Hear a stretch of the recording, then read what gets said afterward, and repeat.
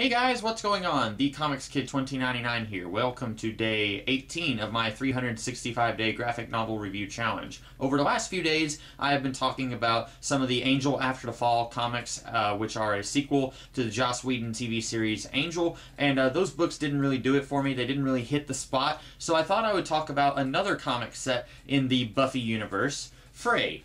This was an 8-issue miniseries that came out in between Buffy seasons 5 and 6, and it is written by Joss Whedon with art by Carl Moline and Andy Owens. And this was actually my introduction into the world of Buffy. I read this when I knew absolutely nothing about Buffy. I had seen maybe 5 minutes of all of Buffy and Angel total. So I knew next to nothing about the world of Buffy, but I read this based on the recommendation of somebody that I knew on a message board way back then who was a huge Buffy fan, huge Joss Whedon fan, and they really liked Buffy, and so I saw that this was kind of sort of connected to Buffy, so I bought this quite a while back at a book sale connected to a library. That's why it's got the little library sticker on there, and I really enjoyed this. So just as someone who was not a fan of Buffy or Angel, someone who is unfamiliar with those properties, this totally works as a more or less original property. You do not need any knowledge of the universe of Buffy or Angel to enjoy this. I had no knowledge of those shows, and I thoroughly enjoyed this way back then,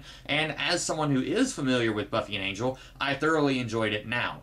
There is a little bit of a minor inconsistency with the Buffy TV show. If you've watched the end of the Buffy series, slight spoiler there if you haven't seen it, but Buffy and her friends, they awaken the powers of all of the potential Slayers so that Buffy has an army of Slayers helping her fight the forces of evil when the series ends.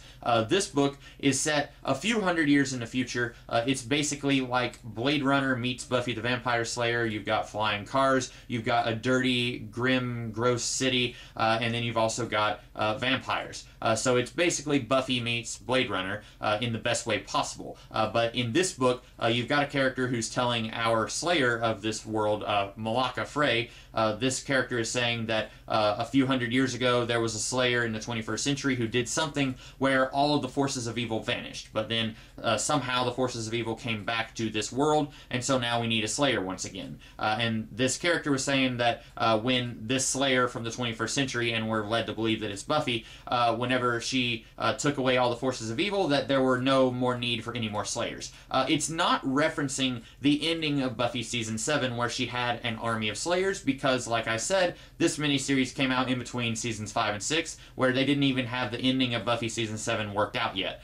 So this isn't really consistent with the end of Buffy because this came out before the end of Buffy. But if you are a fan of Joss Whedon's work and you're not going to get so worked up about it doesn't really fit in the world of Buffy, in the continuity of the series, if you don't care about that sort of thing, if you just want a good Buffy-esque story, you are going to love this. If you are unfamiliar with Buffy or Joss Whedon in general, you are probably going to love this. It's got flying cars, it's got vampires, it's got girls killing monsters. What else could you want? And that's basically what they talk about. There's two forewords in this. One by Jeff Loeb, where he sings praises of Joss Whedon's capabilities as a writer, and then one foreword by Joss Whedon, where he says basically the same thing that Jeff Loeb says, where it's flying cars, girls, and monsters. If you like those things, then you are definitely going to like Fray.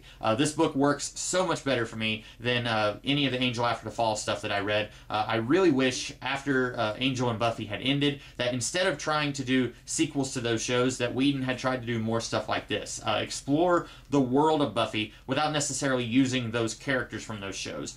This kind of sort of leaves things open for a sequel. As far as I know, they never did an actual sequel. They did do a crossover in the Buffy Season 8 comics, which I did not read, but this book pretty much works very well on its own. It does leave things open for a sequel, which you don't really get, but if you're looking for a fun, girl kicks butt, fights lots of monsters kind of story, then this will be right up your alley.